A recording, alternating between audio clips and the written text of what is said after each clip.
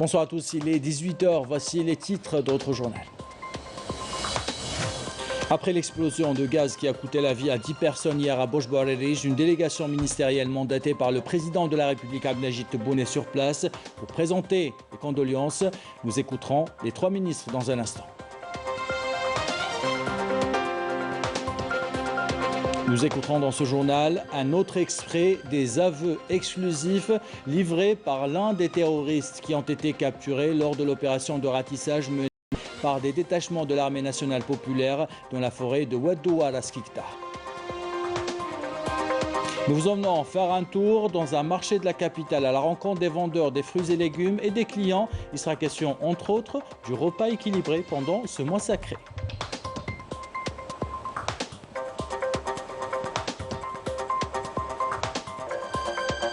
Enfin, le Parlement espagnol défie le Premier ministre Pedro Sánchez. Les parlementaires appellent le gouvernement à revoir sa copie et à respecter le droit du peuple sahraoui à l'autodétermination. Voilà pour les titres, bienvenue à tous. On commence ce journal donc avec par ce bilan de l'explosion de gaz qui a secoué hier un immeuble de 3 étages à Boş-Boğaz. Le bilan des victimes est à la hausse. 10 personnes ont perdu la vie et 17 autres ont été blessées. Une délégation ministérielle mandatée par le président de la République Abdelmadjid Tebboune s'est rendue à Boş-Boğaz pour présenter les condoléances. La délégation est composée du ministre de l'Intérieur, des collectivités locales et de l'aménagement du territoire Kamel Beljoud, du ministre de la Santé Abdelrahman Ben Bouzid et de la ministre de la Solidarité nationale, de la famille et de la condition de la femme Kautar Krikou. Les 3 ministres se sont rendus sur les lieux de l'explosion pour constater les dégâts avant de visiter les blessés au niveau de l'hôpital et présenter les condoléances aux familles des victimes. Lors de cette visite, Kamel Beljoud a affirmé que les instances compétentes ont ouvert une enquête par le biais du procureur de la République pour déterminer les causes de cette explosion. Je vous propose d'écouter la déclaration des 3 ministres. بعد الفاجعة التي سجلت يوم أمس على مستوى مدينة البرج والتي كانت محل متابعة دقيقة بدقيقة من طرف السيد رئيس الجمهورية، فالتحقيق فتح يوم أمس من طرف السيد النائب العام لبرج بوعريريج، والتحقيق هو الذي يوضح الأمور. سمعنا المواطنين الجيران يعني يتكلموا على بعض الانشقاقات إلى آخره. مصالح السي سي متواجدة في الميدان وهي تزور مبنى بمبنى. فغدا ان شاء الله سوف ندعم فرق سي تي سي بفرق اخرى حتى يتم مسح شامل للحي.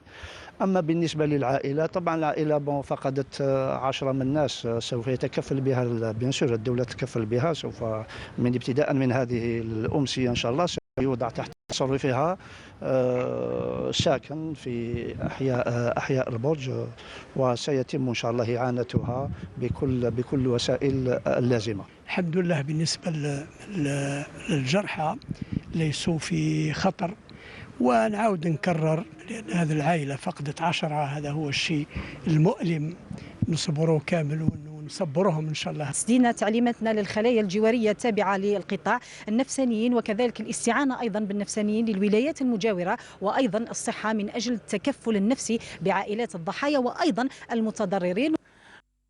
Voilà pour ces déclarations suite aux aveux exclusifs livrés par les terroristes qui ont été capturés lors d'opérations de ratissage qualitatives menées par des détachements de l'armée nationale populaire dans la forêt de Oued-Douar près de la commune de Bnizi, daïra de Kolo, wilaya de Skikda, le 16 mars dernier. Le terroriste capturé, Belawi Mohamed dit Zarqawi Abu Ubaïda, livre ses aveux sur ses activités criminelles depuis son ralliement au groupe terroriste. Je vous propose d'écouter un extrait de ses aveux. الاسم تاع تحت بلاوي محمد، المكنى الزرقاوي ابو عبيده، تحقت 29 مارس 2008، تاريخ ازدياد 9 مارس 1981، دربت عند شيف خرباش اسمه ابو اسامه، خدم وسيله ماسوره تاعها وخدمنا على الرجيل تاعها، تيجي 43 طلقه حتى 50 طلقه. بعد موراها بدات تزير الحاله ديال نقصوا قدا 15 فرد. حكمنا ذاك الغار لقيناه مليح برك ضيق، حنا كنا في 8 كنا في سبعه واحد مجروح قلنا حرنا حنا كيفاش ندفنوا داخل الكازما تخاف يريحنا تخاف حاجه ما يبانش الزيق قلنا نخرجوا من بعد تشاورنا قلنا نزيدوا شويه العسكر مبوكلي خرج يدي اليسرى قلت له هاك السلاح ما عنديش سلاح وما عنديش قنبله خرج يدي ضيقه شويه خرجتها على نسحب على ظهري. Dans le volet consacré maintenant au mois de Ramadan, nous vous proposons de visiter un marché de la capitale. Lamia Boudbouda est allé à la rencontre des vendeurs et des acheteurs pour nous dire quels sont les produits prisés pour préparer une shorba ou une harira et pour préparer aussi un repas équilibré. Reportage. Durant le mois sacré de Ramadan, toutes les familles commencent leur repas par une entrée chaude. Cela va de shorba beda à shorba frik en passant par la fameuse harira. Ces variantes de soupe sont l'essentiel de Maidat al-Iftar pour beaucoup. شوربه فريك ولا شوربه اللي جاي بيضاء حمراء ولا فريك اللي جاي. Ami Mohamed travaille dans ce marché depuis une trentaine d'années. Son étal tout en verdure est l'un des indispensables de Ramadan. Durant ce mois sacré, il est important de manger équilibré et de privilégier les légumes et les fruits. Les légumes, c'est vrai qu'en ce moment, on n'a pas un très grand choix, mais il y a les fèves, il y a les petits pois, bon, qui ne sont pas donnés, hein, les artichauts. Bon, on peut les accommoder comme on veut de toute manière. Nous avons les anciennes recettes de nos grands-mères, tbecha, rose bratal, c'est un truc à base. Rose bratal, c'est des fèves en sauce. Vous pouvez les accommoder avec des olives violettes, vous pouvez les accommoder avec n'importe quoi, avec une bonne botte de coriandre, et ça vous donne un repas complet. Voilà. Et pour les artichauts, bon, vous avez la salade, bien sûr.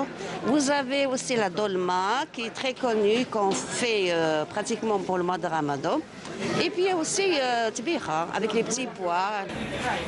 Ce mois sacré est caractérisé par un profond attachement aux traditions culinaires.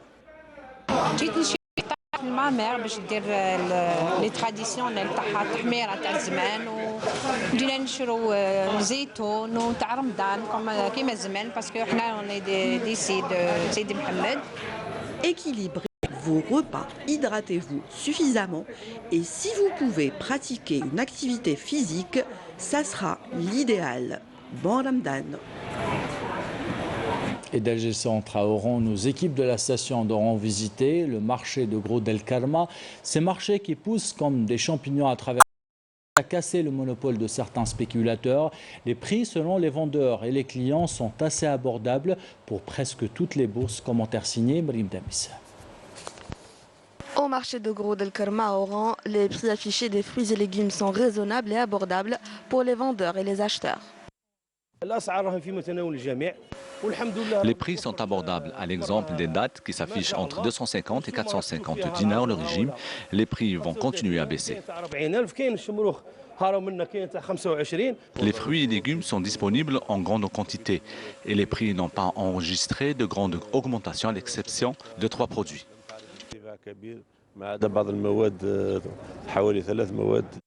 Les autres produits de première nécessité sont présents sur les étals avec des quantités relativement élevées, contrairement aux années précédentes, et ce grâce au marché de Rahma, présent dans la plupart des communes de la wilaya. Alhamdoulilah, la disponibilité elle est assurée. Alhamdoulilah, on est content, on est satisfait pour les matières prix et tout. Alhamdoulilah, on est vraiment satisfait. Les produits au niveau du marché Rahma sont vendus à bas prix car ils proviennent directement du fabricant au consommateur.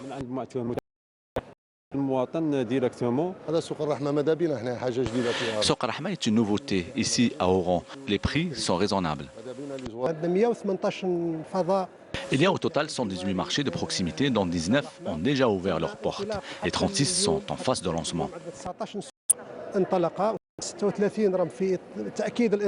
À Oran, comme dans d'autres villes du pays, les prix des denrées alimentaires sont relativement stables en ces premiers jours de Ramadan.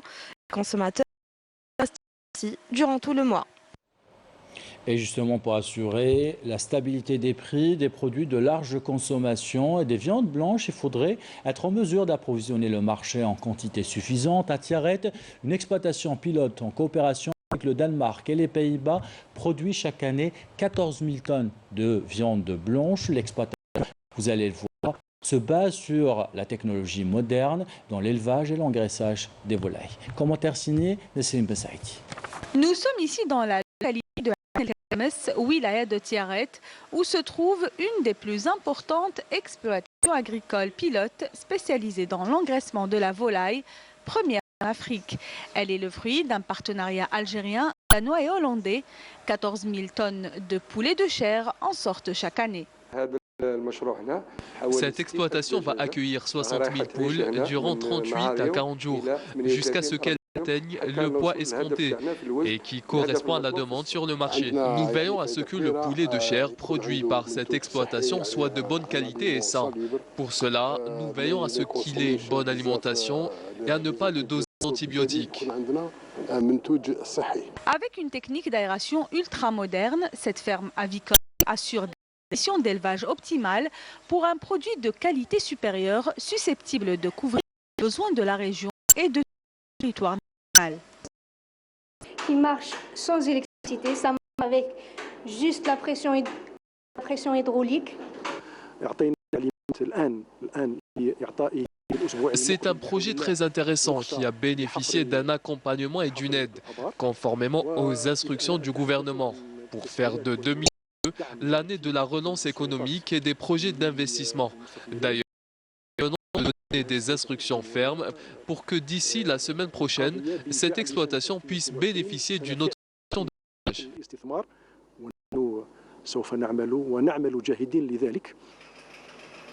Se basant essentiellement sur des technologies modernes dans l'élevage et l'engraissement de la volaille, cette ferme avicole permettra d'assurer une autosuffisance en matière de viande blanche tout en réduisant la facture de l'importation et pourquoi pas passer à l'exportation après son extension.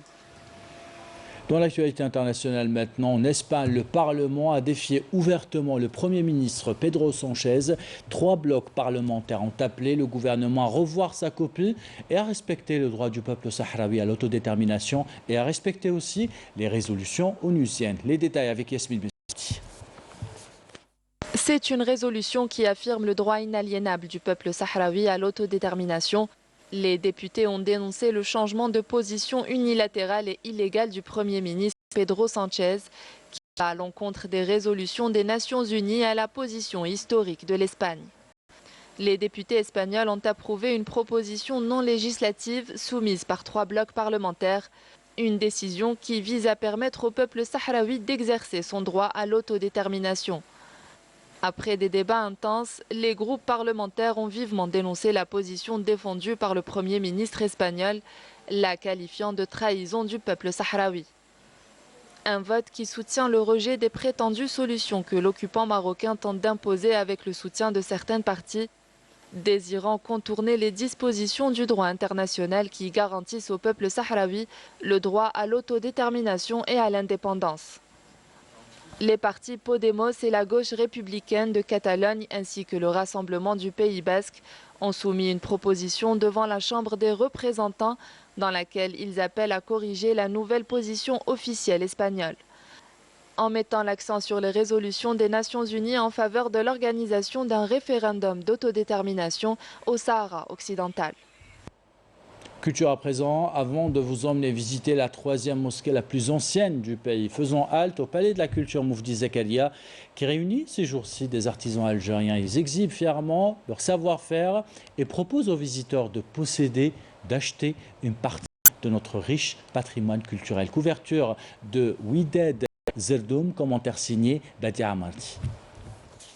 Ces mains habiles sont celles des artisans qui gardent intactes nos traditions. Le patrimoine algérien très riche. Ce tapis de Gherdaya est très connu, même à l'étranger, car il est tissé presque dans toutes les maisons qui possèdent des machines de tissage. Ces tapis sont fabriqués avec de la pure laine. Nous tissons à la fois des tapis traditionnels et modernes. Voilà. كاين حوايج عصريه وكاين حوايج تقليديه حبيت نقدم الدومه À travers mes poupées que j'habille en tenue traditionnelle, je souhaite montrer notre identité algérienne et nos traditions perpétuées de génération en génération. C'est à nous, artisans, de les préserver. L'art de la calligraphie s'est également invité à cette exposition artisanale. Nombreux sont les calligraphes algériens à préserver cet art millénaire qui reflète notre identité religieuse.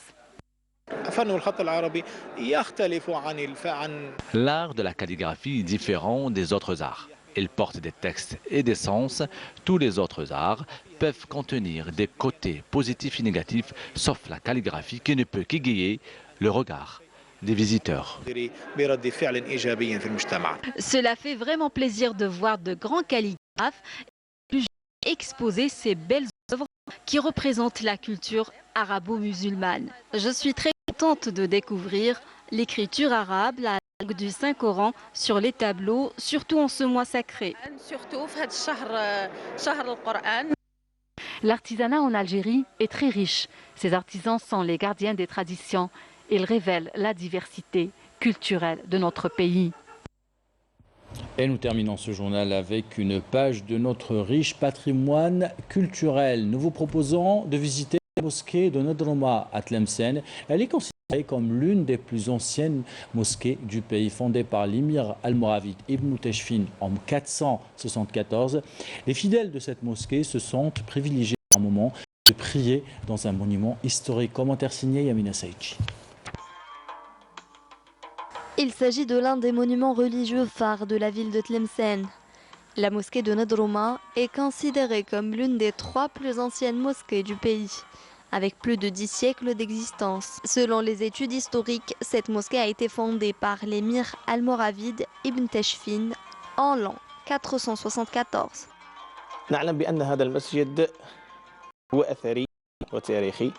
Cette mosquée est un monument historique exceptionnel avec une architecture singulière. Il existe 4 entrées principales, celle du nord, celle du sud, du côté est et du côté ouest. Toutes les entrées mènent au hall principal. À côté de la mosquée, un hammam a été bâti durant la même époque. Le minaret, quant à lui, a subi quelques transformations. Visiter la mosquée de Nadrouma, c'est faire un voyage dans le temps. Je me rappelle que mes grands-parents venaient prier dans cette mosquée. Mes parents ensuite, ma génération. Cette mosquée fait partie de nous et ce depuis l'enfance. La prestigieuse mosquée de Nadrouma témoigne des civilisations et de l'histoire plurielle de cette ville millénaire. Et ainsi va l'actualité, c'est la fin de ce journal. L'équipe de la rédaction qui l'a préparé, l'équipe technique qui l'a réalisé, vous remercie de l'avoir suivi. Merci pour votre fidélité. Sahar Tako.